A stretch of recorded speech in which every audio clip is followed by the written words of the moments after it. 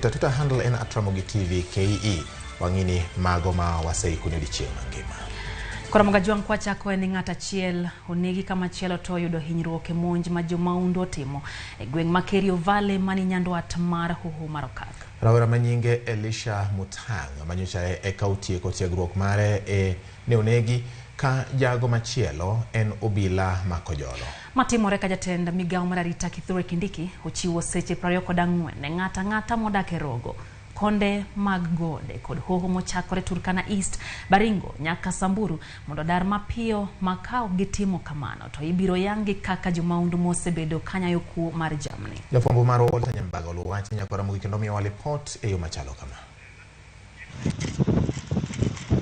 Chal mar gweng' mama laso kidek wuondo wang'ini en kama muol e kendo onge mutni e kinde moro yande ne en kama ywayo welo e kendo ne en dago hale kaunti ma Samburu e kata kamano gi sani en kar pondo ma jonjore koro iseto kod piny owacho e Rogo duto.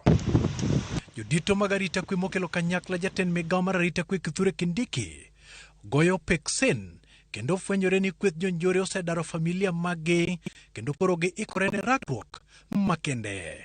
These bandits are not just holed up in the escarpments and gorges alone, but they have invited people who appear to be unarmed civilians and whom we suspect are members of their families.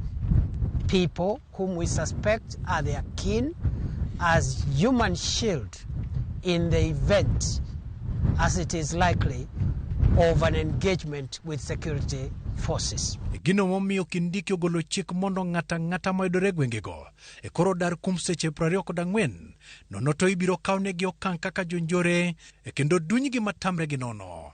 Having determined that dangerously armed criminals are holed up in difficult terrain, remote and inaccessible areas at the bottom of gorges, escarpments, caves, ravines, hills and forests.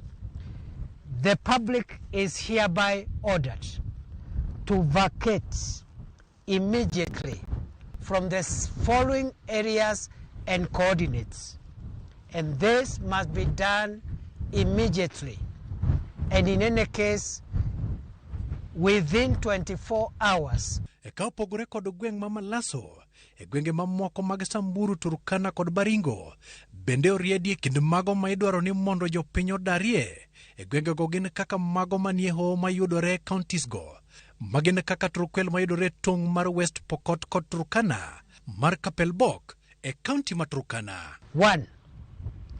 Korkorn Hills, Tandare Valley and Silale Gorges in Baringo County. 2. Mukogodo Forest, Kamwenje, Warero and Donyoriguo, Lekuruki Hills, Losos and Kiape Caves and Seku Valley in Laikipia County. Malaso Escarpment, the entire escarpment from Marti to Tungai, all this in Samburu County. Kindiki bende rocho wuodhe mag ndeke matero mwandu kachiel kod ji giwegi e gwenge ma apedha go dhi nyime. Kindiki okoni machiegni ni obiro pedho nyinge mag jogo masiro njore. In a short while, the government will circulate the names and photographs of all those we believe are the senior commanders of the bandit network. We have also identified the spiritual leaders who have been giving blessings to raiders and murderers before they go to commit their crimes. As we speak, one of them is in custody. Walter Nyambaga, Ramogi TV. Lydia awawacho kendo ni wasingo ni wabiro ng'iyo